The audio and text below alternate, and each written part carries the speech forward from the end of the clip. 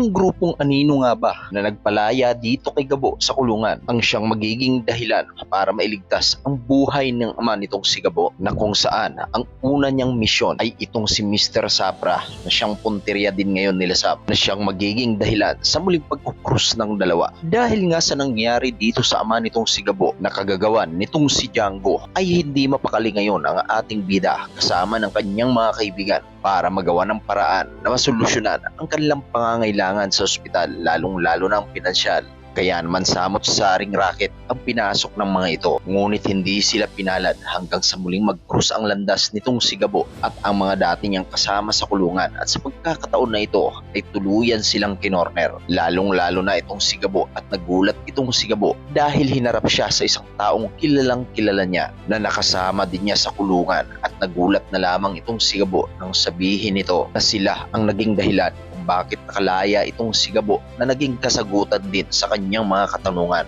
Dahil sa pagkakaalam nga niya ay hindi pa tamang oras para makalaya siya, at ang kapalit nito ngayon ay sumunod itong si Gabo sa misyon na ipapagawa nila, kapalit ng malaking halaga. At dahil sa pangangailangan nitong si Gabo ay wala siyang nagawa kundi ang pumayag, lalong-lalo na at malaking halaga ang kapalit.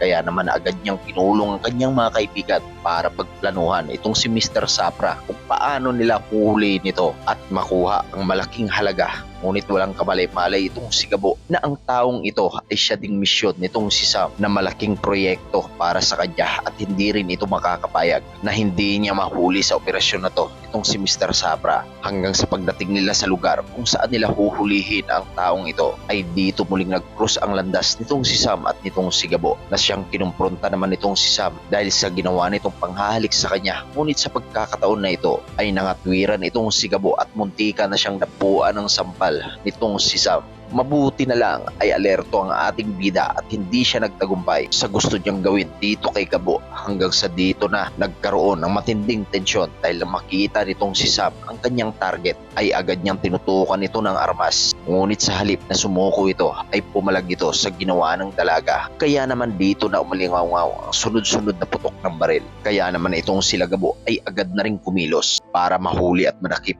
itong si Mr. Sapra. Ngunit nang makaharap niya ito ay sinabi nitong si Mr. Sapra dito sa ating bida na hindi niya kilala ang taong binabangga niya. Ngunit sa halip na tumigil itong si Gabo ay pinagpatuloy niya ang kanyang ginawa at tangkang paghuli dito kay Mr. Sapra, na ikinagulat ng gusto nitong si Sam dahil ang lalaking humalik sa kanya ay nakikipagbakbakan dito sa taong target niya. Kaya naman ang malaking katanungan ngayon kung sakali mang magtagumpay itong si Sam at itong si Gabo sa paghuli dito kay Mr. Sapra, kanino nga ba mapupunta ang taong ito? Dito ba sa grupo ni Sam o dito sa grupo ni Gabo? At madadala nga ba niya ito sa taong nagpalaya sa kanya? Kaya naman kung isa ka sa mga nagnanais na sana nga kung magtagumpay man itong si Gabo ay pumayag itong si Sam na makuha niya itong si Mr. Sapra para sa malaking halaga at mailigtas ang buhay ng kanyang ama, ay pakilike mo ang ating video. At kung bago ka pa lang sa aking YouTube channel, naway samahan mo na rin ang pag-subscribe at i-hit mo na rin ang ating notification bell para lagi kang nauna